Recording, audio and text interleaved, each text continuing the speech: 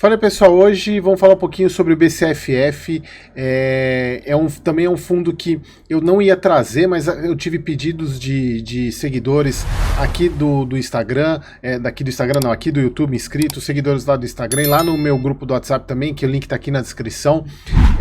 Então, o relatório normalmente é publicado no começo do mês, mas como eu estou trazendo ele agora, então provavelmente para o próximo mês eu vou antecipar um pouco o relatório. Mas de qualquer maneira, como vocês podem ver aqui, ele é deixa eu até dar um pouquinho menos de zoom aqui. Ele é um relatório de sempre 2 meses atrás, então acaba que é difícil analisar, até porque o BCFF ele passou por subscrição, não, por desdobramento, e isso não está sendo refletido já no relatório, é o último relatório que tem, então provavelmente o desdobramento dele vem para no próximo relatório. Inclusive, se você quiser saber um pouco mais sobre desdobramento, é esse vídeo aqui que eu fiz, eu falei um pouco sobre o desdobramento. Então é um fundo bem antigo, de janeiro de 2010, não tem taxa de performance, diferentemente do CAFOF, que eu acho que é o vídeo que vocês vão assistir ainda, vou passar que é outro fundo de fundos que eu vou falar, acho que é na sexta-feira, se eu não me engano, que sai o vídeo dele. Já passou por 10 emissões, e aqui eles já colocam, porque eles já têm a ideia do desdobramento. A quantidade de cotas antes era 25 milhões, passou a 201 milhões de cotas, né? Porque ele desdobrou 1 para 8. Cada cota virou 8. Lembrando, pessoal, desdobramento, isso é muito importante. O desdobramento, ele não altera em nada o valor que você tem. Porque se, por exemplo, ele desdobra 1 para 8, se você tinha uma cota valendo R$80, agora você tem 8 cotas valendo... Se você tinha... É mais fácil explicar com 10 cotas, que agora eu me perdi aqui. Se você tinha uma cota valendo R$100, agora você tem, por exemplo, se é 1 para 10, 10 cotas valendo R$10. É a mesma coisa. Se você tem, por exemplo, foi 1 para 8, se você tinha, ele estava valendo R$100, agora você tem 8 cotas valendo 12, alguma coisa assim, mas é mais para vocês entenderem que não tem alteração nenhuma de valor final, né? O que você tem de cotas, apenas você aumentou a base de cotas, porém o valor diminui, para vocês não assustem quando isso acontecer. E isso é um ponto muito importante que eu sempre tenho falado. Se você investe em algum fundo imobiliário que de repente ele estava 90 e está 9, e você não sabe o que aconteceu, você tem que parar na hora e parar e estudar, porque já era para você saber que isso ia acontecer. Então você que me segue, que você é inscrito aqui no meu canal, já é para saber esse tipo de coisa e não ser pego de surpresa, tá bom? Então a data base dele é sempre o 5º dia útil, data de pagamento 10º dia útil. Ele recebeu 56 por cota, só que agora tem que dividir por 8, isso que ele já está pagando abaixo de 10 centavos o valor de pagamento. Então vamos lá. Então aqui ele fala sobre o desdobramento, simplesmente, até como vocês podem ver aqui, o valor do patrimônio pós, ele tem o desdobramento também tem um outro nome, é split. Tem esse nome também que vocês podem ouvir. Como vocês podem ver aqui, o valor antes de patrimônio não altera. O que altera é a quantidade de cotas. Antes tinha 23 milhões, agora passou a ter 201 milhões de cotas. O valor patrimonial era de 78 e passou a 9,82, exatamente porque dividiu por 8 sem problema nenhum. E aqui, pessoal, é só a questão de custo médio. Antes, se você tinha 50 cotas a R$70, agora você vai multiplicar isso por 8 e o custo médio, basta você pegar o seu custo médio que você tinha antes e dividir por 8, não tem problema nenhum também, até para declaração de imposto de renda é importante vocês saberem disso.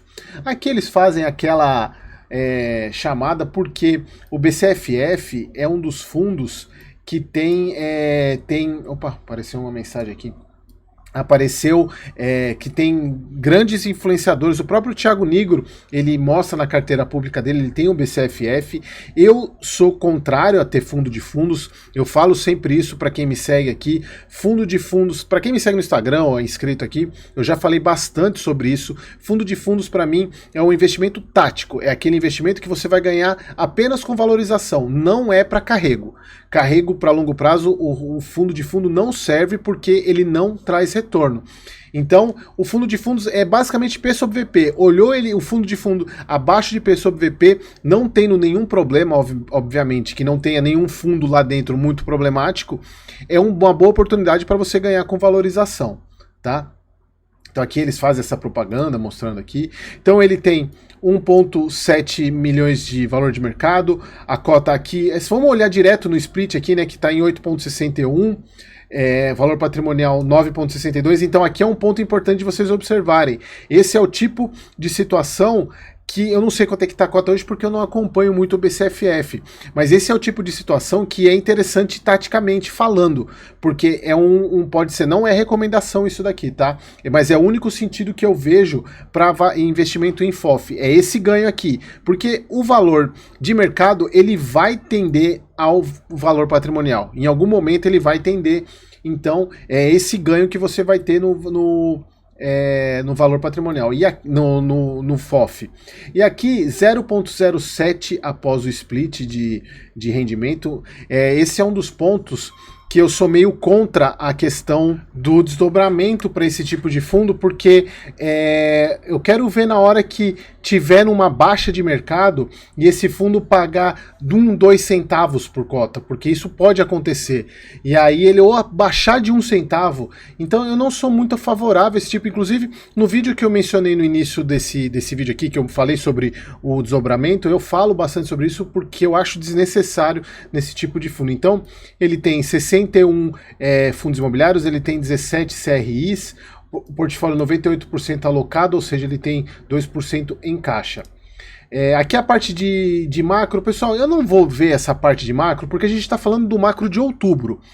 Então a gente já passou novembro, já passou dezembro, e agora a gente está no comecinho de janeiro de 2024, que de fato seria referente poderia ter sido gravado no começo de dezembro, mas mesmo assim é muito tempo. Então, assim, inclusive ele está falando sobre 56 centavos, o que não é mais. Então, para mim, eu não vou perder o tempo falando isso aqui, que vocês já estão cansados de saber o que aconteceu. Inclusive, olha só, o Comitê de Política Monetária reduziu a taxa pela 3ª vez, reduziu já a 4ª, em dezembro.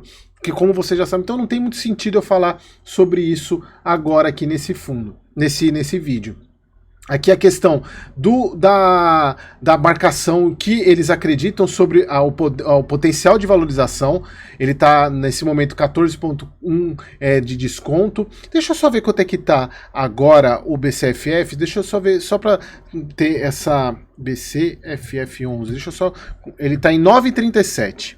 9,37, então ele valorizou um pouquinho. Se a gente for pensar, deixa eu ver quanto que ele estava aqui, uma cota de mercado, olha só, ele valorizou um pouco, já quase R$1, então ele está bem próximo do valor patrimonial dele, mas provavelmente o valor patrimonial dele subiu também, porque todos os outros fundos valorizaram. A gente teria que ver quanto que está, deixa eu até aproveitar, deixa eu ver quanto é que está o valor patrimonial do BCFF, deixa eu ver aqui. Vocês não estão vendo aqui, para não mudar de tela, tá 0,95 hoje o valor patrimonial, então deu uma boa subida em termos de, então ele, em tese ele já estaria 5% de desconto do valor patrimonial. A parte de alocação do fundo, 49 em CRI, parte de FIIs de CRI, 23 em corporativas, 12% em contratos atípicos. Aqui a parte do resultado, vejam que ele tem um pouquinho de ganho de capital, mas grande parte do resultado dele vem de renda o rendimento dos outros fundos imobiliários. Lembrando que fundo de fundo tem dupla taxa de administração, né? Você tem a taxa de administração do próprio BCFF e a taxa de administração de todos os fundos que tem lá dentro, inclusive alguns com taxa de performance também.